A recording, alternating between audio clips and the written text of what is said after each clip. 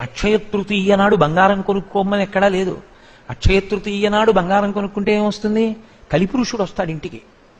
ఎందుకంటే పరీక్షిత్ మహారాజు కలియుగ ప్రారంభంలో ఇచ్చినటువంటి స్థానములలో బంగారం ఒకటి.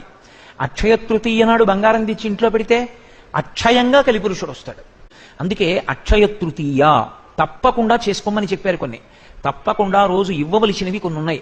చక్కగా తన భార్య తీసిన చందనాన్ని ఎవరు దానం పుచ్చుకుంటున్నారో ఆయన యొక్క శరీరమునకు అలదుతారు. అలది ఒక గొడుగు పడతారు. పట్టి ఆ గొడుగు ఆయనకి దానం ఇస్తారు. ఆయనకి చెప్పులు తీసుకొచ్చి ఆ చెప్పులు ఆయనకి దానం ఇవ్వాలి. నీకు అవకాశం ఉంటే నవధాన్యములను కూడా ఇవ్వవచ్చు. ఒక్క శనగలో ఒక్క కందులో కాదు, ఇస్తే నవధాన్యములను ఇవ్వాలి. అథవా చెప్పులు గొడుగు తప్పకుండా ఇస్తారు. అన్ని దేవాలయాలలోనూ అక్షయ తృతీయ నాడు పరమేశ్వరుడికి తెల్లటి బట్ట కట్టాలని, తెల్లటి బట్టతో దర్శనమిస్తారు. ఆ రోజు నువ్వు ఏది ఇస్తున్నావో అది నీ జీవుడికి అనంతమై పడిపోతుంది ఖాతాలో. అది నువ్వు పొందడానికి అర్హత పొందుతావు.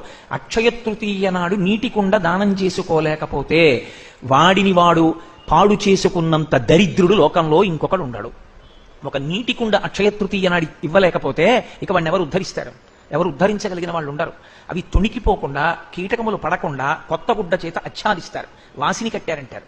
కట్టి పట్టికెళ్ళి చక్కగా నీటి కుండ ఇచ్చి నమస్కారం చేస్తారు. ఇది అక్షయ తృతీయ నాడు చేయవలసిన పని. అంతేగాని అక్షయ తృతీయ నాడు బంగారం కొనుక్కోండి అని చెప్పనూకూడదు. అక్షయ తృతీయ నాడు బంగారం కొనుక్కోనూకూడదు.